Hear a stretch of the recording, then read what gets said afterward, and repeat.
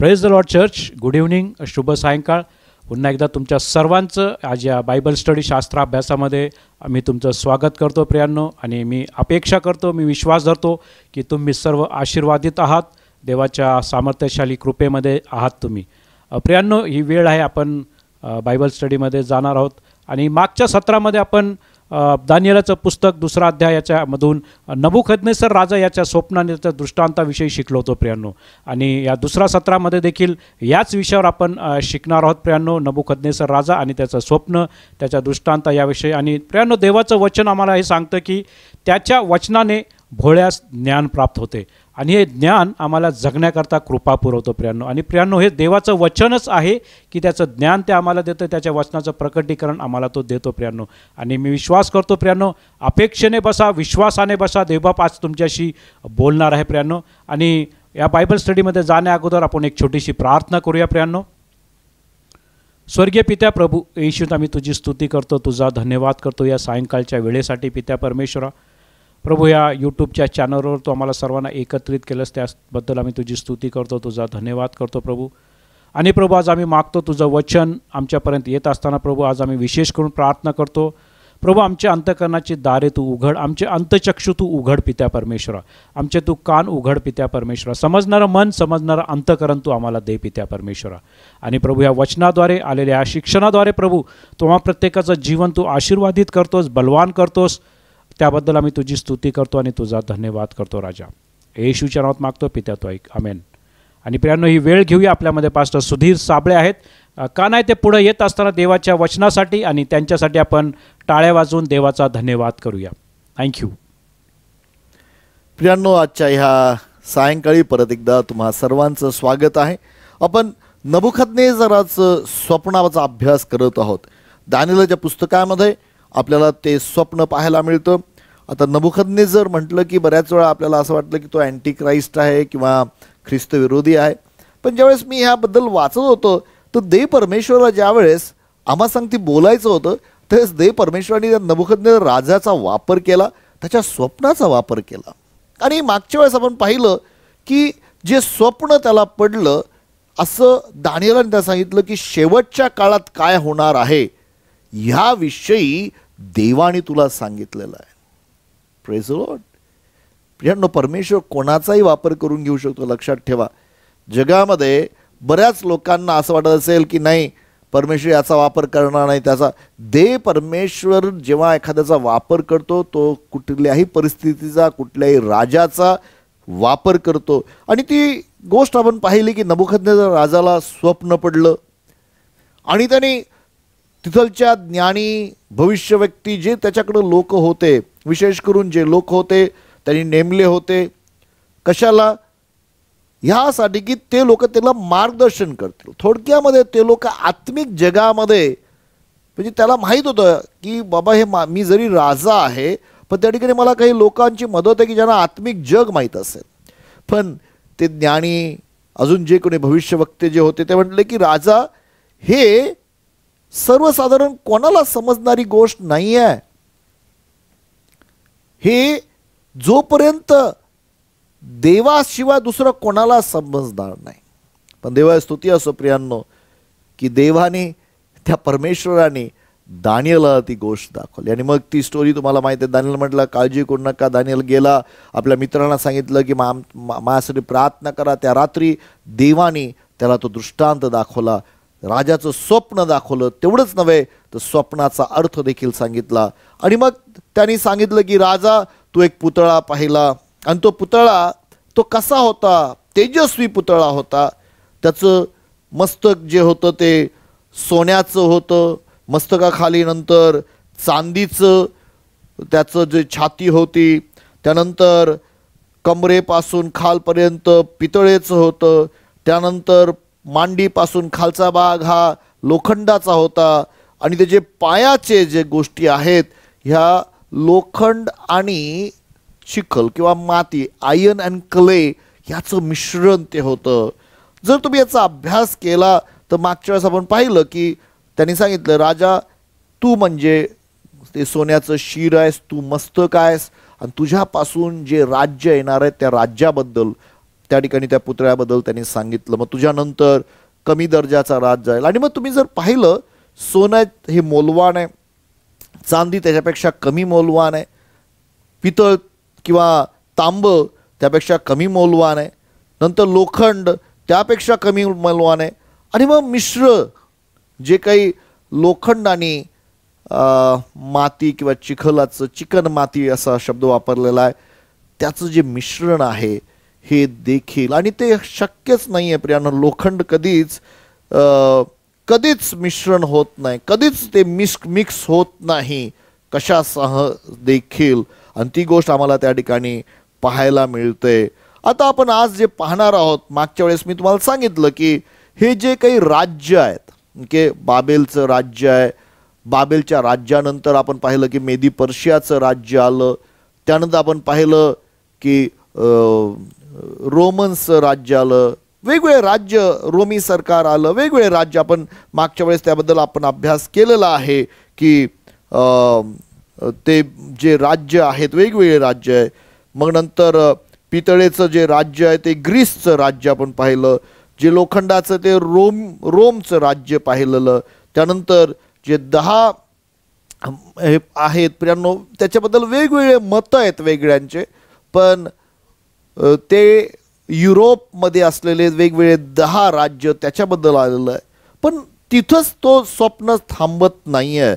तो स्वप्न हे आपण आज पाहणार आहोत. दानिएलचं पुस्तक 2 अध्याय 34, 35 आणि 36 3 वचनं वाचूया आणि त्यामधून आपण आज काही बोध घेऊया दानिएलच्या स्वप्नाबद्दल. 2 अध्यायाचं 34, 35 आणि 36 वचनं वाचून ऐकूया. आपण स्वप्न पाहत असता कोणाचा हात न लागता एक पाषाण आपोआप सुटला व त्या पुतळ्याच्या लोखंडी व मातीच्या पावलांवर आदळून त्यांचे फुटून तुकडे तुकडे झाले. तेव्हा लोखंड, माती, पितळ, रुपे व सोने यांचे चूर्ण होऊन उन्हाळ खाळ्यातील भुसाप्रमाणे ती झाली.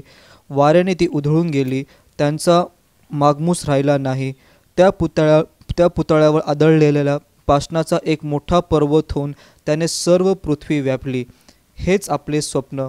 आता याचा अर्थ राजाच्या हुजुरीस आम्ही सांगतो. पण या ठिकाणी त्या स्वप्न आपण पाहिलेलं आहे.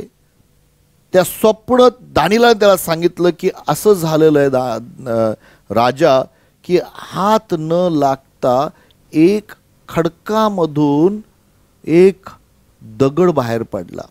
आणि आपण त्याबद्दल पाहणार आहोत. प्रियांनो, दानिएलने त्या दगडाविषयी आणि त्या डोंगराविषयी तिथं अर्थ सांगितला. त्याच स्वप्नाचा अर्थ सांगत असताना 2 अध्याय 42 वचनापासून पुढे त्या स्वप्नाचा अर्थ दानिएल, आपण ते वाचून घेऊया म्हणजे आपल्या मनात राहील निश्चित काय बोललं चाललं आहे. त्या पुतळ्याच्या पावलांची बोटे काही भाग लोखंडाची व काही भाग मातीची होती. तसे ते राज्य अशांत, बळकट व अशक्त व असत भंगूर असे होईल. लोखंड माती बरोबर मिसळलेले आपण पाहिले. तसे त्या राज्यातले लोक इतर लोकांबरोबर संबंध जोडतील. पण जसे लोखंड माती बरोबर एक जीव होत नाही, तसे तेही त्यांच्याबरोबर एक जीव होणार नाहीत. त्या राजांच्या आमदनीत स्वर्गीय देव एका राज्याची स्थापना करेल. त्याचा कधी भंग होणार नाही. त्याचे प्रभुत्व दुसऱ्याच्या हाती कधी जाणार नाही. तर ते या सर्व राज्यांचे चूर्ण करून त्यास नष्ट करील व ते सर्व काळ टिकेल. आपण स्वप्नात असे पाहिले की कोणाचा हात न लागता त्या पर्वतापासून एक पाषाण आपोआप सुटला आणि त्यांनी लोखंड, पितळ, माती, रुपे व सोने यांचे चूर्ण केले. त्यावरून पुढे काय होणार हे त्या थोर देवाने महाराजांच्या हुजुरीस कळविले आहे. हेच आपले स्वप्न व त्याचा अर्थही निसंशय हाच आहे. प्रियांनो, या ठिकाणी दानिएलने त्या स्वप्नाचा अर्थ सांगितला. राजाला पडलेला पुढं काय होणार. आता हे पुढं काय होणार हे प्रियांनो, ही मर्यादित गोष्ट नाही आहे. अगदी बाबेलाच्या राजापासून ते ह्या जगाचा, ह्या युगाचा शेवटापर्यंत दानिएलने एक भविष्यवाणी करून ठेवलेली आहे. आणि फार महत्त्वाचं, दानिएलच्या पुस्तकामधून तुम्ही प्रगटीकरणाचं पुस्तकात सांगते, तुम्ही त्याची जुळवणूक करू शकता. त्यातल्या बऱ्याच गोष्टी तुम्ही समजू शकता. आणि या ठिकाणी दानिएलने या ठिकाणी एक महत्वाची गोष्ट सांगितलेली की 34व्या वचनामध्ये, आणि तो म्हटला की कोणाचा हात ना, वाचूया आपण 34चं वचन, आपल्याला ते त्या थोडंसं समजलं पाहिजे.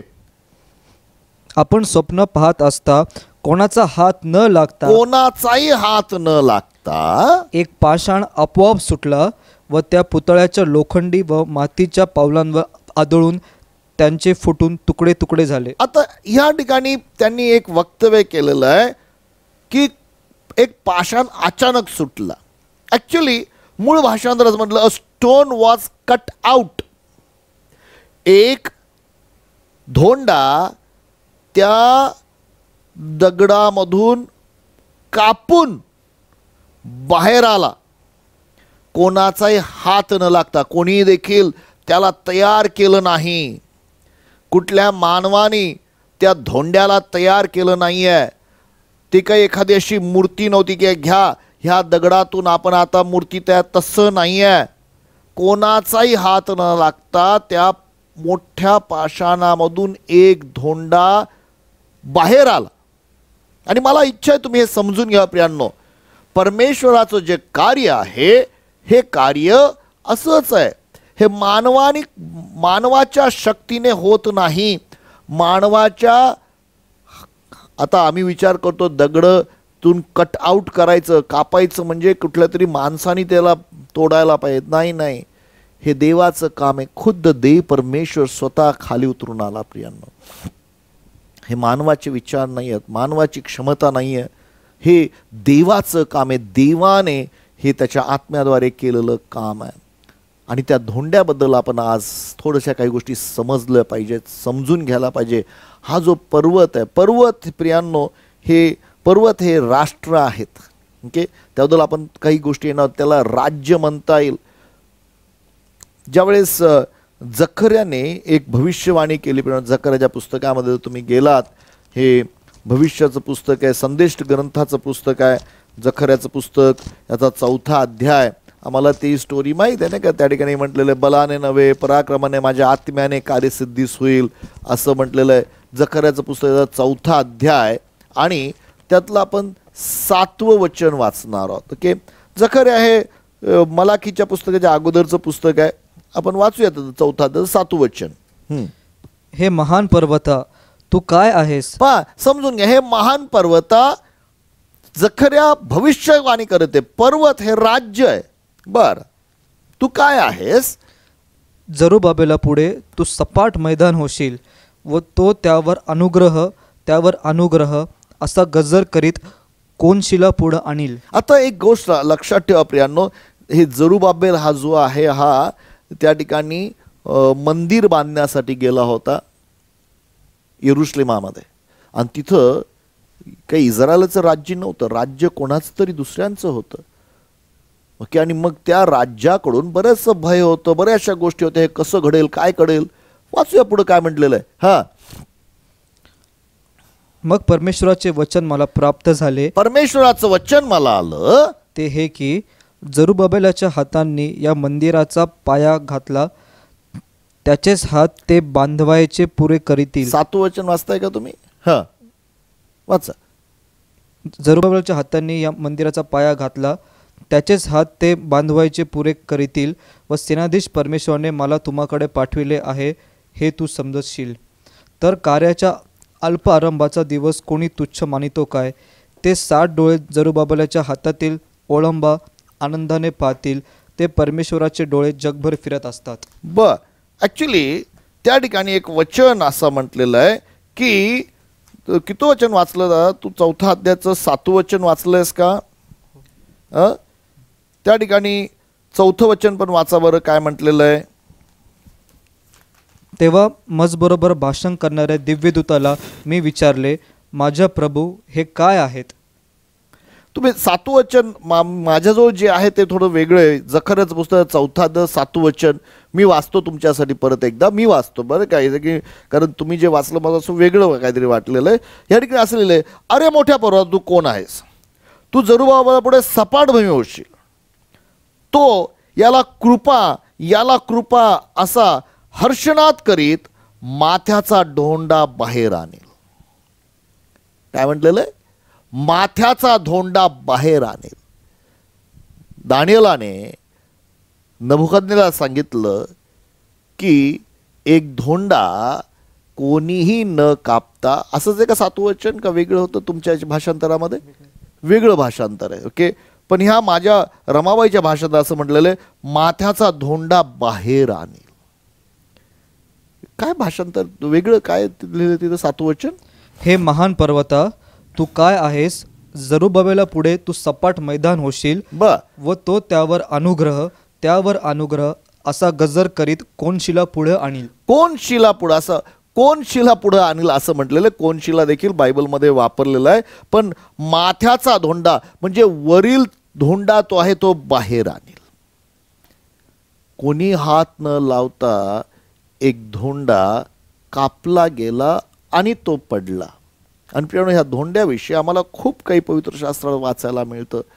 ह्या धोंड्याबद्दल आपण विचार करायला. एकदा मोशे देवासंगती बोलला निर्गमाच्या 33व्या अध्यायामध्ये तुम्ही गेलात तर तुम्हाला, आणि मग तो म्हटला देव चिडला होता. तो म्हटला मी नाही तुझ्यावर. तो म्हटलं, मोशे म्हटला नाही, तुला माझ्याबरोबर यावंच लागेल.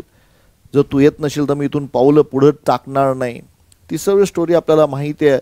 मध्ये म्हटलं नाही नाही मी स्वतः येईन. मग मोशे देवाला म्हटलं, जर तुझी माझ्यावर कृपा झाली तर मला तुला तुझं दर्शन घ्यायचंय, मला तुला पाहायचंय. देव परमेश्वर म्हटलं की मोशे ऐक, मला पाहून कोणीच व्यक्ती जिवंत राहू शकणार नाही, कोणीच व्यक्ती नाही.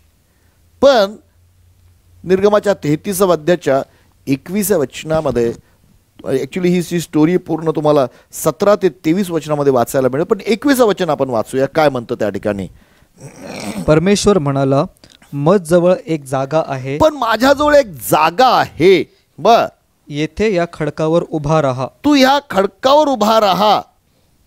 हा, असे घडले की माझे तेज जवळून चालले असता मी तुला, असे घडेल की माझं तेज जात असता मी तुला खडकाच्या भेगेत ठेवीन.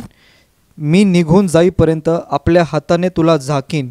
मग मी आपला हात काढून घेईन आणि तुला पाठमोरा दिसेन. मला एवढंच पाहिजे की तिथं एक खडक आहे. प्रियानो, देव परमेश्वर म्हणतो की एक खडक आहे, माझ्याजवळ एक जागा आहे, ती खडक आहे. आणि ती खडक दुसरं तिसरं कोणी नसून खुद्द प्रभू येशू ख्रिस्त आहे. मोशे, मला माहिती आहे तुला मला पाहायची इच्छा आहे, पण माझ्याजवळ एक खडक आहे, त्या खडकाकडे जाऊन उभा राहा, त्या खडकावर जाऊन उभा राहा. प्रियानो, तो खडक खुद्द परमेश्वराची प्रतिमा आहे. प्रभू येशू ख्रिस्त हा त्या स्वर्गीय पित्याची प्रतिमा आहे. त्या खडकावर जेव्हा तुम्ही उभा राहता तेव्हा परमेश्वराचं तेज तुम्हाला दिसल्याशिवाय राहत नाही. त्या परमेश्वराचं तेज तुम्हाला दिसून येतं. आणि मग तुम्हाला पाहायला मिळतं जेव्हा मोशे जाऊन त्या खडकावर उभा राहिला, परमेश्वर त्या समोरून गेला आणि परमेश्वराने आपल्या नावाची घोषणा केली. तो म्हटला, ऐक मोशे, माझं तेज पाहण्या अगोदर माझं चांगुलपण मी तुला दाखवतो. लक्षात ठेवा प्रियांनो, जोपर्यंत परमेश्वराचं चांगुलपण तुम्हाला समजत नाही तोपर्यंत देवाचं तेज तुम्ही अनुभव घेऊ शकत नाही. बरेचसे लोक देवाच्या ग्लोरीसाठी, देवाच्या गौरवासाठी, अभिषेकासाठी मागला, आम्हाला निश्चित मिळेल. पण देवाचं चांगुलपण जेव्हा तुम्हाला देव पहिले दाखवू इच्छितो प्रियांनो, जेव्हा तुम्ही त्या चांगुलपणाचा अनुभव घेता, परमेश्वर किती चांगला याचा अनुभव घेऊन पहा. तरुण सिंहाचे वाण पडते पण परमेश्वर भावना कुठल्या चांगल्या गोष्टीची वाण पडत नाही. त्याचं चांगुलपण. आणि मग त्यांनी सांगितलं, परमेश्वर कृपाळू, दयाळू, मंद क्रोध, पापांची क्षमा करणारा, अशी खूप मोठी यादी स्वतः परमेश्वराने स्वतःबद्दल घोषित करून त्याचं चांगुलपण फिरवलं. माझ्या भावना बहिणींनो, देवाचं चांगुलपण समजलं. पण मला मुद्दा नाही आहे त्या खडकावर. आणि तो खडक ख्रिस्त येशू, जो मंद क्रोध, कृपाळू, दयाळू, अद्भुत असा जो खडक आहे, त्या खडकाचा अभ्यास करणं गरजेचं आहे. आज थोडक्यात त्या खडकाबद्दल काही गोष्टी मी फक्त जुन्या करारातूनच नव्हे तर नव्या करारामधून देखील सांगू इच्छितो. कारण 1 पेत्र याचा 2रा अध्याय 4 ते 8 वचनामध्ये आम्हाला त्या खडकाविषयी काही गोष्टी पाहायला मिळतात. 1 पेत्र याचा 2रा अध्याय 4 ते 8 वचनामध्ये पेत्र ज्या वेळेला त्या काळातल्या मंडळीला किंवा तुम्हाला मला लिहितोय त्या खडकाविषयी काहीतरी लिहितोय. वाचूया आपण. मनुष्यांनी नाकारलेला तरी देवाच्या दृष्टीने निवडलेला व मूल्यवान असा जो जिवंत धोंडा त्याचजवळ आल्याने तुम्हीही आध्यात्मिक मंदिर, जिवंत धोंडे, देवाला आवडणारे असे आध्यात्मिक स्वरूपाचे यज्ञ समजून घ्यायचं. धोंडा हा शब्द वापरलेला आहे, जिवंत धोंडा आहे. त्या धोंड्याचा विचार करा. तुम्ही जिवंत धोंडे झाला. पुढं स्वरूपाचे यज्ञ येशू ख्रिस्ताच्या द्वारे अर्पिण्यासाठी पवित्र याजकगण असे रचले जात आहात. कारण शास्त्रात असा लेख आहे, पहा निवडलेली मूल्यवान अशी कोनशिला मी सियोनेत बसवितो, तिच्यावर विश्वास ठेवणारा फजित होणार नाही. यास्तव तुम्हा विश्वास ठेवणाऱ्यास सन्मान मिळणार. जे विश्वासाला अमान्य 8 वचनापर्यंत वाचायचं. ओके. जे विश्वासाला अमान्य आहेत त्यास बांधणाऱ्यांनी नापसंत केलेला दगड तोच कोनशिला झाला आणि ठेच लागण्याचा धोंडा व अडखळण्याचा खडक असा झाला. ते वचनाला अमान्य असल्याने ठेच खातात, त्यासाठी ते नेमलेले होते. या ठिकाणी खडकाबद्दल लिहिलेलं आहे, त्या धोंड्याबद्दल लिहिलेलं आहे, कोनशिलेबद्दल लिहिलेलं आहे. कोण आहे तो कोनशिला? ती धोंड कोण आहे? तो खुद्द प्रभू येशू ख्रिस्त आहे. ते लोक त्याला अडखळून ते पडतात जे लोक विश्वास ठेवत नाही त्यांच्यासाठी. पण जे विश्वास ठेवतात त्यांच्याबद्दल असं पाहायला मिळतं की त्यांचं तारण होतं आणि ते स्वतः एक जिवंत धोंडे बनतात. प्रभू करो प्रियांना ही गोष्टी प्रगट हो की जो दानिएलने अर्थ सांगितला, नबुकदनेजरा तू एक धोंडा पाहिला, एक पुतळा पाहिला, पण एक धोंडा तिथून वरून निघाला आणि तो धोंडा पडला. प्रियांनो, तो धोंडा खुद्द प्रभू येशू ख्रिस्त आहे. जर 1 करंथीकरास पत्र याचा 10वा अध्याय 4 वचनामध्ये पॉल करंथीकराच्या मंडळीला काही गोष्टी लिहितोय. तो म्हणतो की तो खडक आहे. तो खडक कोण आहे? तो खडक खुद्द प्रभू येशू ख्रिस्त. 1 करंथीकरास पत्र 10वा अध्याय 4 वचन. तो त्यांना एक्सप्लेन करून सांगते बाप्तिस्म्याबद्दल. तो त्यांना सांगत होते की जुन्या काळामध्ये ज्यांनी, तुम्हाला असं वाटतं जुन्या काळी त्यांनी बाप्तिस्मा घेतला नाही, घेतला. त्याने सांगतो की ज्या वेळेला ते त्या तांबड्या समुद्रातून जात होते, पाणी दुभागलं. एका बाजूला पाण्याची भिंत, दुसऱ्या बाजूला भिंत आणि त्यांच्यावर ढग होता आणि ढगामध्ये काय असतं? पाणी असतं. आणि त्या ठिकाणी पॉल सांगतो की लक्षात ठेवा, त्यांनी मोशेच्या काळात तो बाप्तिस्मा घेतला. जगामध्ये बरेचसे लोक म्हणतात नाही बाप्तिस्मा काय घ्यायची गरज आहे. प्रियांनो, बाप्तिस्मा शिपडून नव्हे बुडून घेतला गेला पाहिजे. पाण्याने मध्ये बुडणे ही प्रक्रिया आहे. पण त्याहीपेक्षा तो म्हणतो की त्या सर्वांनी एकच पाणी प्यायलंय. त्या खडकातून निघारी एक नदी होती. त्या खडकामधली नदी, त्या नदीमधलं आध्यात्मिक पाणी ते प्यायले. त्यांनी एकच मान्ना खाल्ला, जो स्वर्गीय मान्ना, देवाचं वचन. माझ्या भावानं बहिणीनं एक लक्षात ठेवा, हे महत्वाचं आहे की तुम्ही आणि मी आत्मिक लोक बनले पाहिजे. देवाच्या वचनाचं मान्ना आम्ही खाल्ला पाहिजे. आध्यात्मिक पाणी, पवित्र आत्मा, आणि ते पाणी त्या खडकातून येतंय. तो खडक तर कोण आहे? 10वा अध्याय 4 वचन काय सांगतं पहा बरं. आणि सर्व एकच आध्यात्मिक पाणी प्यायले, कारण ते आपल्या मागे चालणाऱ्या आध्यात्मिक खडकातून पित होते. तो खडक तर ख्रिस्त होता. तो खडक तर ख्रिस्त होता. जो खडक त्या नबुकदनेजराने वरून पाहिला, तो धोंडा, तो खडक तर ख्रिस्त आहे. त्याच्यामधून जिवंत पाण्याच्या नद्या वाहतात. जेव्हा तुम्ही त्या जिवंत पाण्याचा, प्रियांनो, त्या प्रभू येशू ख्रिस्तामधून पवित्र आत्म्याचा स्वाद घेता, तुमच्यामधून ते जिवंत पाण्याच्या नद्या वाहायला लागतात. प्रभू करो प्रियांनो, हे कधीच विसरू. पण इथंच लिहिलेलं आहे का? जो तुम्ही प्रभू येशू ख्रिस्ताने स्वतः काही गोष्टी बोललात. प्रियांनो, लुकाच्या शुभवर्तमानाचा 20वा अध्याय, लुक शुभवर्तमान याचा 20वा अध्याय आणि त्यातलं 17 आणि 18 वचन माझी इच्छा आहे की तुम्ही वाचून समजून घ्यावं. लुकाचं शुभवर्तमान याचा 20वा अध्याय आणि त्यातलं 17व आणि 18 वचन. लुकाचं शुभवर्तमान याचा 20वा अध्याय 17 आणि 18 वचन. त्याने त्याचकडे दृष्टी लावून म्हटले तर, जो दगड बांधणाऱ्यांनी नापसंत केला, जो धोंडा बांधणाऱ्यांनी नापसंत केला, तोच कोनशिला झाला आहे. हा, असे जे लिहिले आहे ते काय, जो कोणी त्या धोंड्यावर पडेल त्याचा चुराडा होईल, परंतु ज्या कोणावर तो पडेल त्याचा तो भुगा भुगा करून टाकील. माझी इच्छा तुम्ही हे दोन गोष्ट मार्क करावेत. या ठिकाणी धोंडा पडेल, त्याचा चुराडा होईल आणि भुगा होईल. हे दोन गोष्टी. जो कोणी त्या धोंड्यावर पडेल त्याचा चुराडा, त्याचे तुकडे होतील, पण ज्याच्या कोणावर तो पडेल त्याचा भुगा होईल. आणि ह्या दानिएलाच्या स्वप्नामध्ये दानिएलाने जो अर्थ सांगितला की एक धोंडा वरून पडला, पडल्यानंतर तो कुठं पडला माहिती आहे का, त्या पुतळ्याच्या पायावर पडला, ज्या ठिकाणी लोखंड आणि चिकणमाती मिश्रण असलेलं. ओके, मी खूप विचार करत होतो की ह्या पूर्ण पुतळ्याचं वजन किती असेल आणि तिने, पण प्रियांनो हे स्वप्न आहे आणि हे फार महत्त्वाचं. आम्हाला आमच्या संगती बोलणाऱ्या गोष्टी आहेत, शेवटच्या काळात घडणाऱ्या गोष्टी आहेत. लोकांना असं वाटतं की मिश्रण होऊ शकेल, नाही, दोन जातीचे लोक त्या ठिकाणी, त्या जे राष्ट्र आहे ते एकत्र येऊ शकणार नाही, किती प्रयत्न केला तरी. सरते शेवटी तो धोंडा त्या पायावर पडला. ज्यावेळेस तो पडला त्यावेळेस सर्व राज्यचे तुकडे तुकडे झाले. तेवढंच नव्हे, असं लिहिलेलं आहे त्याचा भुगा होऊन ते उडून गेलं. हे येशू ख्रिस्ताने सांगितलं. पण येशू ख्रिस्ताने सांगताना एक महत्त्वाची गोष्ट त्या ठिकाणी टिकलं, हा द्राक्ष मळ्याबद्दलचा दाखला त्याने दिला. ओके, जर तुम्ही 9व्या वचनापासून 16व्या वचनामध्ये पर्यंत वाचलात तर त्या ठिकाणी येशू ख्रिस्त म्हणाला, एक मनुष्य होता, त्याने द्राक्षमळा लावला आणि द्राक्षमळा लावल्यानंतर तो परदेशी गेला आणि मग काही जणांना तो द्राक्ष त्यांनी मळा तो दिला होता. मग आम्हाला ती स्टोरी सांगण्यात आली, द्राक्ष मळ्यामधून तो अपेक्षा करत होता की काही फळं मिळावेत आणि म्हणून त्यांनी काही आपल्या दासांना त्या ठिकाणी पाठवले. पण त्या शेतकऱ्यांनी त्यांना मार देऊन त्यांना परत पाठवलं.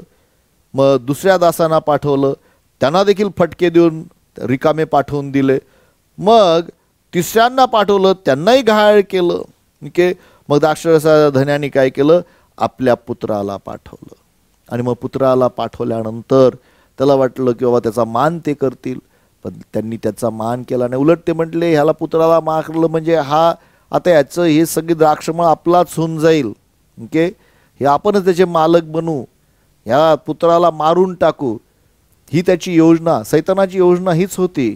त्या वधस्तंभावर येशू ख्रिस्ताला मारल्यानंतर पण त्याला हेच माहीत नव्हतं, ज्याला तो मारत आहे तोच त्याला नाश करणारा बनत आहे. त्यांनी मारलं त्याला, त्या वधस्तंभावर तो मरण पावला, पण जी नाकारलेली कोनशिला होती तोच मुख्य काय झाला, कोनशिला झाला. माझ्या भावांनो बहिणींनो, एक लक्षात ठेवा, ही स्टोरी प्रभू येशू ख्रिस्ताने सांगितली. आणि हीच गोष्ट ज्यांनी नाकारलं, येशू ख्रिस्ताला नाकारलं, तो आपल्या स्वतःपर्यंत आला पण स्वकीयांनी त्याचा नाकार, पण जितक्यांचा स्वीकार केला तितक्यासाठी देवाची लेक होण्याचा अधिकार दिलेला आहे. आणि मग येशू त्यांना प्रश्न, मग तुम्हाला काय वाटतो, जे भविष्यवाणी लिहिलेली आहे, जो धोंडा बांधणारे नाकारला तोच कोपऱ्याचा मुख्य झाला आहे. वाव प्रियांनो, देवबापाची इच्छा की आम्ही त्याला फळ देणारे लोक असावे. हा द्राक्षमळा, ती बाग देवबापाने लावलेली, त्याची इच्छा की आम्ही फळदायी असा असावा. प्रभू करो प्रियाण्याचं प्रगटीकरण तुम्हाला हो. पण ह्या ठिकाणी येशू ख्रिस्त देखील त्या धोंड्याचा उल्लेख करतो. फक्त येशू ख्रिस्तानी केलं असं नव्हे, तर प्रेषितांनी देखील त्या धोंड्याबद्दल बोललेले. जर तुम्ही प्रेषितांच्या कृत्यामध्ये गेलात तर 4 अध्याय 10 ते 12 वचनामध्ये आम्हाला त्या ठिकाणी त्याचा उल्लेख आलेला पाहायला मिळतो. प्रेषितांच्या कृत्याचा 4 अध्याय 10 ते 12 वचन. तर तुम्हा सर्वांस व सर्व इस्रायल लोकास हे कळावे की ज्याला तुम्ही वधस्तंभावर खिळून मारिले, ज्याला देवाने मेलेल्यामधून उठविले, त्या नासरी येशू ख्रिस्ताच्या नामाने हा मनुष्य बरा होऊन तुमच्या पुढे उभा राहिला आहे. जो धोंडा तुम्ही बांधणाऱ्यांनी तुच्छ मानिला असता, जो धोंडा बांधणाऱ्यांनी तुच्छ मानला असता कोनशिला झाला, तो हाच आहे आणि तारण दुसऱ्या कुणाकडून नाही, जेणेकरून आपले तारण व्हायचे असे दुसरे नाम आकाशाखाली मनुष्यामध्ये दिलेले नाही. हा, या ठिकाणी आम्हाला पाहायला मिळतो तो धोंड्याबद्दल पेत्राने देखील सांगितलं. प्रेषितच्या कृत्यामध्ये आम्हाला त्या धोंडा येशू ख्रिस्ताची गोष्ट आठवली. अरे हा धोंडा कुठला आहे जो नाकारला गेला पण तोच मुख्य धोंडा बनला. माझ्या भावना बहिणींनो, पवित्र शास्त्रामध्ये खडक धोंडा हा प्रभू येशू ख्रिस्त आहे. ओके, मी तुम्हाला सांगतो त्याला कुठल्या मानवाने नव्हे, मानवी त्याचा जन्म मानवादर्वे नव्हे तर देवापासून झाला होता. देवाने तो त्या खडकामधून कापला आणि ह्या पृथ्वीवर पाठवून दिला तुमच्या माझ्यासाठी. तो धोंडा जो आला, जो आदळला, पवित्र शास्त्रामध्ये आता पण ते वचन वाचायला नको, पण स्तोत्र 18 मध्ये लिहिलेलं आहे, परमेश्वर माझा खडक आहे, यहोवा माझा खडक आहे. मित्रांनो, परमेश्वर खडक आहे. किंवा खुद्द प्रभू येशू ख्रिस्त शिकवत असताना त्यांनी एक महत्त्वाची गोष्ट सांगितलं की एकाने वाळूवर घर बांधलं, दुसऱ्याने खडकावर घर बांधलं. खडकावर बांधणारे कोण आहे? माझं वचन ऐकून त्याप्रमाणे कार्य करणारे लोक खडकावर घर बांधणारे आहेत. प्रभू येशू ख्रिस्ताचं शिक्षण कार्यात टाकणारं म्हणजे ते खडक आहे. प्रियांनो, येशूचं वचन, देवाचं वचन हे खडक आहे. लक्षात ठेवा, खडकावर आपलं घर बांधणं महत्त्वाचं आहे. आता आम्हाला हे समजलं पाहिजे की कोणी हात न लावता एक खडक, एक दगड तिथून आला आणि तो त्या पायावर पडला आणि विखरून गेलं. आता तेवढंच झालं का अजून पुढं काही घडलेलं आहे त्या ठिकाणी? फार महत्वाची गोष्ट आहे. आपण 35 वचन, दानिएल पुस्तक 2 अध्यायाचं 35 वचन वाचूया. दानिएल पुस्तकाचं 2 अध्यायाचं 35 वचन. तेव्हा लोखंड, माती, पितळ, रुपे व सोने यांचे चूर्ण होऊन उन्हाळ खळ्यातील भुसाप्रमाणे ती झाली. मगाशी आपण वाचलं, चूर्ण होऊन भुसा झालं. जो कोणी त्याच्यावर पडतो त्याचे तुकडे होतात, पण ज्याच्या कोणावर तो पडतो त्याचा भुगा भुगा होतो. म्हणजे काय हो? लक्षात ठेवा, ज्यावेळेस तुम्ही प्रभू येशू ख्रिस्ताकडे येता, कदाचित तुम्हाला काहीतरी जीवनाचं विचार असतील, दृष्टांत असतील, ते कदाचित तुकडे होतील तुमचे. हो, त्या ठिकाणी तुम्ही ते तुकडे होऊन तुम्ही प्रभूला समर्पित व्हाल आणि मग प्रभू तुम्हाला त्या तुकड्यातून बांधायला सुरुवात करतो. पण अशी वेळ येणार आहे की ज्यांच्यावर तो पडेल तो भुगा भुगा होऊन द्या, म्हणजे त्यांचं ते टिकणारच नाहीत. जे राष्ट्र प्रभू येशूवर विश्वास ठेवणार नाहीत, जे लोक येशूला आपला तारणा म्हणून स्वीकारणार नाहीत, ते नष्ट पावतील, भुग्यासारखे होऊन चूर्ण होऊन जातील. त्यांचं काहीच राहणार नाही. असंच म्हटलं ना, काय म्हटलं? 35 वचन वाचलं का? हा, भुसेप्रमाणे ती झाली, वाऱ्याने ती उधळून नेली, त्यांचा मागमूस राहिला नाही. त्यांचा मागमूस राहिला नाही. बर, त्या पुतळ्यावर आदळलेल्या पाषाणाचा एक मोठा पर्वत होऊन त्याने सर्व पृथ्वी व्यापली. आता तो दगड आला, नुसता दगड राहिला नाही. आता ह्या दगडाचं अजून एक महत्वाची गोष्ट आली की दगडाने अजून दगड तयार केले आणि दगड जेव्हा गोळा केले जातात त्यावेळेला दगडातून एक मोठा पर्वत निर्माण झाला. एवढा मोठा पर्वत की तो पर्वत पूर्ण पृथ्वीला ग्रासून टाकणारा. प्रियांनो, मी अगोदरच हे वक्तव्य केलं आणि परत तुम्हाला सांगतो, पर्वत हे राष्ट्राचं दर्शक आहे. एक मोठं राष्ट्र झालं की ज्याने पूर्ण पृथ्वीला ग्रासून टाकला आणि तेच काम प्रभू परमेश्वर करत आहे.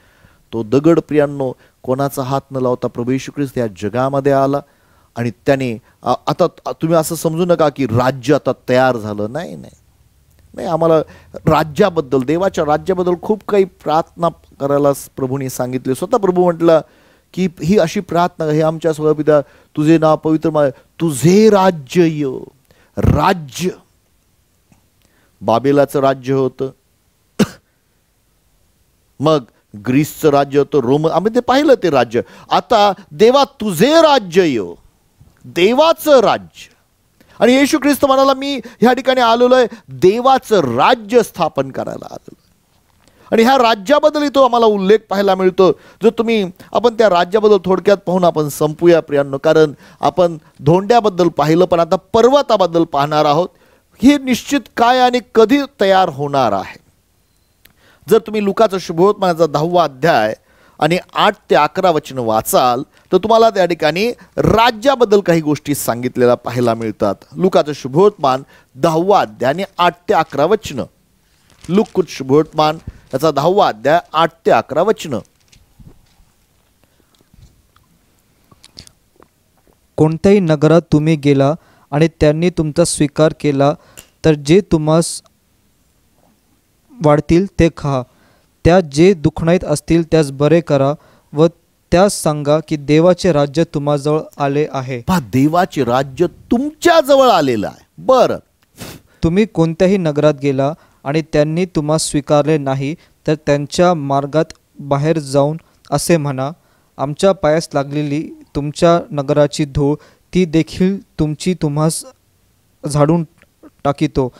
तथापि हे लक्षात ठेवा की देवाचे राज्य जवळ आले आहे. लक्षात ठेवा, देवाचे राज्य जवळ. आता येशू ख्रिस्त आज खुद्द धोंडा आहे. तो देवाच्या राज्याबद्दल जवळ आले. 11 वचनावरून वाचलं का? म्हणजे देवाचं राज्य तिथं सुरू झालं होतं. पण राज्य म्हटलं एक लक्षात ठेवा प्रियांनो, राज्य म्हटलं की राजा असला पाहिजे. राज्य हे राजाच्या द्वारे सुरू होतं. पण आता ते पूर्ण जगाला ग्रासलं का? नाही अजून. पण अशी वेळ येणार आहे प्रियांनो, जर तुम्ही पवित्र शास्त्राचा अभ्यास केला, विशेष करून प्रगटीकरणाचा जर अभ्यास केला तर तुम्हाला असं दिसेल आणि दिसून येईल की एक दिवस प्रभू येशू ख्रिस्त ह्या पूर्ण पृथ्वीवर 1000 वर्ष राज्य करणार आहे.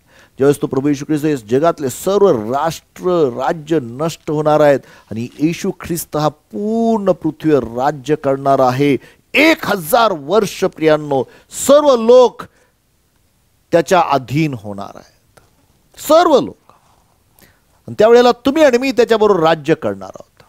पण ते राज्य आत्ता तुम्हाला येशू ख्रिस्त ज्याचा राजा आहे तो प्रत्येकजण त्या राज्यामध्ये प्रवेश. अजून काही वचन आपण वाचूया लुकाच्या शुभवर्तमानामध्येच 19वा अध्याय आणि 11 आणि 12 वचन आपण वाचूया. लुकाचं शुभवर्तमान याचा 19वा अध्याय आणि 11 आणि 12 वचन आपण वाचून ऐकूया. ते या गोष्टी ऐकत असता त्याने त्यास एक दाखलाही सांगितला, कारण तो यरूशलेमाजवळ होता आणि देवाचे राज्य एव्हाच प्रकट होणार आहे असे त्यास वाटत होते. त्यांना वाटत होते. बरं, तो म्हणाला, कोणी एक उमराव आपण राज्य मिळवून परत यावे म्हणून दूरदेशी गेला. 19, 11 आणि 12 वाचताय ना तुम्ही? हा, लुकाचं शुभवर्तमान 11 आणि 12 वचन वाचा. ते या गोष्टी ऐकत असता त्याने त्यास एक दाखलाही सांगितला, कारण तो यरूशलेमाजवळ होता आणि देवाचे राज्य एव्हाच प्रकट होणार आहे असे त्यास वाटत होते. तो म्हणाला, कोणी एक उमराव आपण राज्य मिळून परत यावे म्हणून दूरदेशी गेला. पहा, या ठिकाणी एक महत्वाची गोष्ट आहे. तो कोणाबद्दल बोलत आहे? त्यांना वाटत की देवाचं राज्य आत्ताच जेव्हा येशू ख्रिस्त आला. नाही, देवाचं राज्य आणणारा तो धोंडा होता, पण देवाचं राज्य येण्याचा समय अजून वेळ होता. आणि ही महत्त्वाची गोष्ट आम्हाला समजली पाहिजे प्रियांनो, कारण येशू ख्रिस्त देवाच्या राज्याबद्दल आमच्यासाठी खूप काही गोष्टी बोलतो. तो आम्हाला हे जे देवाचं राज्य प्रियांनो, दानिएलाने स्वतः त्याबद्दल भविष्यवाणी केलेली आहे. ओके, या एका ठिकाणी तर प्रभू येशू ख्रिस्त म्हणाला, देवाचं राज्य इथं असतं तिकडं असतं असं समजू नका. देवाचं राज्य तर तुमच्यामध्ये आहे. ते तुमच्यामध्ये आपण वाचणार आहोत. हे देवाचं राज्य सर्व काळ टिकणार. तुम्ही दानिएलच्या पुस्तकामध्येच आपण जाऊया परत 7वा अध्याय आणि 13 आणि 14 वचनामध्ये हे सर्व काळ टिकणाऱ्या राज्याबद्दल भविष्यवाणी झालेली आहे. दानिएलचं पुस्तक याचा 7वा अध्याय 13 आणि 14 वचन आपण वाचून ऐकूया. दानिएल पुस्तकाचा 7वा अध्याय 13 आणि 14 वचन. तेव्हा मी रात्रीच्या दृष्टांतात पाहिले, तो आकाशातील मेघांवर आरूढ होऊन मानवपुत्रासारखा कोणी आला. मनुष्याच्या पुत्रासारखा कोणी आला. तो त्या पुराण पुरुषाकडे आला व त्यास त्यांनी त्याच्या जवळ. पुराण पुरुष कोण आहे? तो देव स्वतः परमेश्वर आहे. तो पुराण पुरुष जो आहे तो सर्व लोक, सर्व राष्ट्रे, सर्व भाषा बोलणारे लोक यांनी त्याची सेवा करावी म्हणून त्यास प्रभुत्व, वैभव व राज्य ही दिली. त्यांचे प्रभुत्व अक्षय व अढळ आहे. अक्षय व अढळ असणार आहे. बर, त्यांचे राज्य अविनाशी आहे. त्याचं राज्य अविनाशी आहे. मनुष्याचा पुत्राचं ते दर्शक आहे. ते प्रभू येशू ख्रिस्ताचं दर्शक आहे. जो धोंडा पडला तो वाढत गेला आणि त्याने पूर्ण पृथ्वी व्यापली. प्रियांनो, प्रत्येक भाषा, प्रत्येक जात, प्रत्येक जमात, प्रत्येक लोक त्याला उपासना करतील. त्याच्यावर त्याचं राज्य असेल. 14 वचनापर्यंत पूर्ण वाचलं का तुम्ही? प्रियांनो, मत्त्याच्या शुभवर्तमानामध्ये 26 अध्यायाच्या 64 वचनामध्ये, मत्त्याचं शुभवर्तमान याचा 26 अध्याय आणि 64 वचनामध्ये आपण वाचूया त्या ठिकाणी देवाच्या राज्याबद्दल काय म्हटलं गेलेलं आहे. मत्ते 26:64. येशू त्याला म्हणाला, तू म्हटलेस तसेच. आणखी मी तुम्हाला सांगतो, यापुढे तुम्ही मनुष्याच्या पुत्राला सर्व सामर्थ्याच्या उजवीकडे बसलेला व आकाशाच्या मेघांवर आरूढ होऊन येताना पाहाल. हा, तुम्ही आत्ता ही जी भविष्यवाणी आहे ती भविष्यवाणी तिथं पाहतात, राईट? इथं सांगितलेलं आहे, तो पुराण पुरुषाकडं तो गेला आणि मग त्या मनुष्याचा पुत्र आला. हे स्वतःबद्दल येशू ख्रिस्त इथं सांगत आहे. प्रियांनो, तो येशू ख्रिस्त हा पूर्ण सृष्टीवर राज्य करणार आहे. अजून एक वचन वाचूया, मार्काचं शुभवर्तमान 14 अध्यायाचं 62 वचन. मार्काचं शुभवर्तमान याचा 14 अध्याय आणि 62 वचन.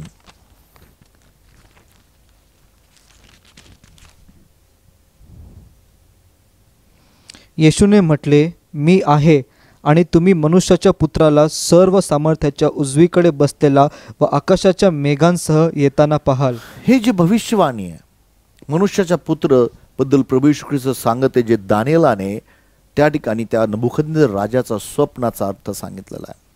प्रियांनो, एका ठिकाणी येशू ख्रिस्त त्यांना समजावून सांगा, लक्षात ठेवा, देवाचं राज्य असं काही येत नाही, ते तुमच्यामध्ये आहे. ज्या दिवशी प्रभू येशू ख्रिस्ताला तुम्ही स्वीकारतो, तुम्ही त्या देवाच्या राज्यातले भाग होता आणि ते राज्य वाढत जातं. देवाचं राज्य म्हणजे तो येशू राज्य करतो. जर तुमच्या जीवनामध्ये येशू प्रभू आहे तर तुम्ही त्याच्यामध्ये आहात. आता तुमच्यावर सैतानाच्या किंवा अंधाराच्या राज्याची सत्ता नाही आहे. कलसीकराच्या पत्रामध्ये 1 अध्यायाच्या 13 वचनामध्ये आम्हाला स्पष्ट सांगितलेलं आहे की देवाने तुम्हाला ह्या अंधाराच्या सत्तेतून काढून त्याचा पुत्र येशू याच्या राज्यात आणून ठेवलेलं आहे. कलसीकरास पत्राचा 1 अध्यायाचं 13 वचन. त्याने आपल्याला अंधाराच्या सत्तेतून काढून आपल्या प्रिय पुत्राच्या राज्यात आणून ठेवले. येशू ख्रिस्ताच्या राज्यात आणून ठेवलेलं आहे. लक्षात ठेवा, सैतानाच्या राज्यातले तुम्ही आता नाही आहे. म्हणजे तुमच्या जीवनात येशू राज्य. आता प्रॉब्लेम असा आहे की तुम्ही त्या राजाला प्रश्न विचारा, त्या राजाची इच्छा पूर्ण करण्याच्या मागे लागलं पाहिजे. तुम्ही आणि मी त्या राजासाठी जीवन जगलं पाहिजे. येशू ख्रिस्ताने स्पष्ट सांगितलं, प्रथम देव राज्य व त्याचं नीतिमत्व शोधा.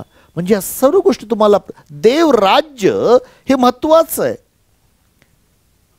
तुम्ही देव राज्याला महत्व द्यायला, म्हणजे तिथलचा जो राजा आहे त्याच्यावर तुम्ही वेळ, आणि तो राजा कसा आहे, तो अद्भुत आहे. हे बाबेलाचा राजा, नबुकदनेस्सर राजा, ह्या पृथ्वीवर असा कोणीच व्यक्ती नाही आहे की जो तुझ्या स्वप्न सांगून त्याचा अर्थ सांगेल. पण एक असा देव आहे आणि त्या देवाला ओळखणारा एक दानिएल होता की तो त्याला रहस्य सांगणारा आहे. आज तुम्हाला मी एक गोष्ट सांगतो प्रियांनो, जो तुम्ही आणि मी येशू ख्रिस्ताला ओळखतो, त्याला त्याच्या राज्यामध्ये आहोत, ह्या जगामध्ये बहुतांमध्ये सेवा करणारे तुम्ही आणि मी असणार आहोत. ते रहस्य सांगणारे आम्ही असणार आहोत. देवाचं राज्य इकडं आहे तिकडं नाही, ते तुमच्यामध्ये आहे, तुमच्या बरोबर आहे. पण त्या राजाची ओळख तुम्हाला किती आहे? मी प्रभूला स्वीकारलं तेव्हा थोडकी ओळख होती, अगदी थोडी ओळख होती. पण जसं प्रभू सांगते चालत गेलो, ती ओळख वाढत गेली आणि मला त्या देवाची ओळख प्रियांनो तशी एकाच वेळेस सर्व होत नाही. तुम्हाला माहिती आहे का सार्वकालिक जीवन म्हणजे काय? बायबलचं वचन तुम्हाला मी सांगतो प्रियांनो, तू एकच देव आणि तुझा पुत्र येशू याची ओळख होणं म्हणजे सार्वकालिक जीवन आहे. ओळख, देवाची ओळख होणं, त्या राजाची ओळख होणं. त्या राजाला समजून घ्या, कारण तो राजा सर्व ठिकाणी राज्य करणारा परमेश्वर आहे. आणि प्रियानो त्याचं राज्य लवकर येणार आहे. तेवढंच नव्हे तर अजून आपण शेवटचं वचन वाचून थांबूया. योहान शुभवर्तमानाचा 18वा अध्याय 36 आणि 37 वचनामध्ये, योहान शुभवर्तमान याचा 18वा अध्याय 36 आणि 37 वचन. येशूने उत्तर दिले, माझे राज्य या जगाचे नव्हे. माझं राज्य या जगाचं नव्हे. माझे राज्य या जगाचे असते तर मी यहुद्यांच्या स्वाधीन होऊ नये म्हणून माझ्या शिपायांनी लढाई केली असती, परंतु माझे राज्य येथले नव्हे. पिलाताला वाटलं, कारण लोकांनी सांगितलं हा राजा आहे, राजा. तो म्हटलं माझं राज्य इथलचं नव्हे. एक असं आत्मिक राज्य आहे प्रियानो, ज्या राज्यामध्ये देवाने आम्हाला बोलवलंय. पुढे वाचत जाऊ. हा. यावरून पिलात त्याला म्हणाला, तर तू राजा आहेस काय? येशूने उत्तर दिले की मी राजा आहे असे तू म्हणतोस. मी ह्यासाठी जन्मलो आहे व यासाठी जगात आलो आहे की मी सत्याविषयी साक्ष द्यावी. जो कोणी सत्याचा आहे तो माझी वाणी ऐकतो. हालेलुया. तू राजा आहेस का? प्रियांनो, खरं पाहिलं तर येशू ख्रिस्त हा राजा आहे. अगदी त्याच्या जन्मापासून आम्हाला सर्वांना मागे लोक आले, म्हटले यहुद्यांचा राजा जन्मणार आहे, तो कुठं आहे? हेरोदाला येऊन त्यांनी प्रश्न विचारला, अरे मी राजा आहे, माझ्या घरामध्ये राजपूत जन्मतात, यहुद्यांचा डायरेक्ट राजा कसा जन्मतो? हो, ज्यांचे आत्मिक डोळे उघडलेले आहेत त्यांना हे सत्य कळतं की तो राजांचा राजा आहे आणि त्यांनी राजपद केलं. मला तुम्हाला सांगू द्या, सर्व गोष्टीवर राजपद केलं. सैतानावर राजपद केलं, मृत्यूला राजपद केलं, मेलेल्यांना त्यांनी जिवंत केलं, वादळाला थांबवलं. हा असा राजा की या पृथ्वीवर त्यांनी राजपद केलेलं आहे. प्रियानो, त्यांनी तुम्हाला मला त्याच्याबरोबर राज्य करण्यासाठी पाचारण केलं. That we may rule, we may reign with Christ on this earth. हे राज्य वाढत जाणार जसं जसं आम्हाला त्याचं प्रगटीकरण होईल. ज्यावेळेस तो वधस्तंभावर मरण पावला, त्याच्यावर एक पाटी लावण्यात आली होती, यहुद्यांचा राजा. मरताना देखील लोक म्हटले तसं लिहू नका, तो म्हणाला. पिलात म्हटलं मी लिहिलं ते लिहिलं, यहुद्यांचा राजा. He was a king. तुम्हाला माहिती आहे का प्रियांनो, त्याने तुम्हाला आणि मला राजे बनवलेलं आहे. लक्षात ठेवा, तुम्ही आणि मी ते जिवंत धोंडे आहोत. ह्या जगावर राज्य करणार आहे. तुम्ही जर प्रगटीकरणाचं पुस्तक 1 अध्याय 5 वचन वाचाल तर तिथे लिहिलेलं आहे की त्याच्या रक्ताद्वारे त्याने आम्हाला राजे आणि याजक बनवलं, राज्य बनवलं. तुम्ही आणि मी राजे आहोत. ह्यासाठी आम्ही त्याच्यावर राज्य करावं. मला संपवायचं, पण अजून एक वचन माझ्या मनामध्ये मगापासून घोळत आहे आणि मला असं वाटतं की पवित्र आत्मा तुम्हाला ते सांगू इच्छितो की तुम्ही आणि मी त्याच्याबरोबर राज्य करावं. प्रियांनो, रोमकरास पत्राचा 5वा अध्याय आणि 17 वचनामध्ये असं लिहिलेलं आहे की that we may reign in life through him. त्याच्याबरोबर आम्ही राज्य करावं या जगामध्ये आम्ही त्याच्याबरोबर राज्य करावं, ही त्याची इच्छा आहे. रोमकरास पत्राचा 5वा अध्याय आणि 17 वचन. त्या एकाच्या अपराधाने त्या एकाच्या द्वारे मरणाचे राज्य चालू झाले. मरणाचं राज्य सुरू झालं तर ज्यास कृपा व नीतिमत्वाचे दान यांची विपुलता मिळते, ते विशेष करून मिळते. हे भाषांतर चुकीचं. जे स्वीकारतात कृपा आणि नीतिमत्वाची विपुलता स्वीकारतात असं लिहिलेलं आहे. जर तुम्ही ती स्वीकारली, कृपा, विपुल कृपा स्वीकारली, नीतिमत्व स्वीकारलं, हा, ते विशेष करून त्या एका येशू ख्रिस्ताच्या द्वारे जीवनात राज्य करतील. देवाने तुम्हाला मला राज्य कर, त्या येशू ख्रिस्ताद्वारे राज्य करायला बोलवलेलं आहे. मिळतात म्हटल्यानंतर काय मला मिळेल की नाही तसं नाही, स्वीकारतात हा शब्द योग्य आहे, मूळ भाषांतराचा आहे. तुम्हाला स्वीकारायची कृपा आणि नीतिमत्वाचं गिफ्ट स्वीकारायचं आहे आणि राज्य करायचं आहे. प्रियांनो, मी तुम्हाला सांगतो, हे जरुबाबेला हा पर्वत काय आहे अशी घोषणा केली जाईल. अनुग्रह आणि एक धोंडा येईल आणि तो धोंडा प्रियांनो ह्या पृथ्वीवर राज्य करणारा धोंडा आहे. त्या अनुग्रहाला, त्या कृपेला तुम्ही स्वीकारा. त्या प्रभू येशू ख्रिस्ताला आपल्या जीवनात स्वीकारा आणि तो राज्य अनेक दिवस येणार आहे. प्रियांनो, हे नबुखदनेजरा, हे सर्व राज्य जे आहेत ते विखरून जातील, तुकडे तुकडे होतील, भुसा होतील, भुगा होतील, ते टिकणार नाही. पण त्याचं राज्य हे सर्व काळचं असेल. त्या सर्व काळच्या राज्यात जगण्यासाठी तुम्हाला मला बोलवलेलं आहे. प्रियांनो, हे जे स्वप्न आहे, नबुखदनेझर राजाला किती वर्षांपूर्वी पडलं होतं आणि त्या स्वप्नाची परिपूर्ती होत आहे. आपण अगदी शेवटच्या काळात आहोत आणि ते राज्य लवकरच त्याचं येणार आहे, की जो ह्या पृथ्वीवर ढगावर बसून येणार आहे प्रियांनो आणि राज्य करणार. प्रभू करो प्रियांनो, ही वचनं तुम्हाला आशीर्वादाची हो. आणि हे जे स्वप्न आहे आमच्या जीवनासंगती बोलणारं स्वप्न आहे. आपण प्रार्थना करूया. सर्व समर्थ राजांच्या राजा, आम्ही तुला धन्यवाद देतो. तुझी वचनं आम्हाला जीवन देतात. आज प्रभू आम्ही तुझ्याकडे प्रार्थना करतो, माझ्या प्रत्येक भावा बहिणीला कृपा दे ह्यासाठी की तुझे वचनं त्यांनी स्वीकारावे आणि ह्या पृथ्वीवर तुझ्यासह ह्या जीवनात राज्य करणारे लोक बनावे. प्रभू आम्ही तुझे आभार मानतो, कारण तू आम्हाला राजे आणि याजक बनवलेला आहे. तुझी स्तुती करतो प्रभू. तुझ्या रक्ताबद्दल आम्ही तुझे आभार मानतो. प्रभू येशूच्या नावात मागतो. आमेन आणि आमेन. देवबाप तुम्हाला आशीर्वादित करो. God bless you.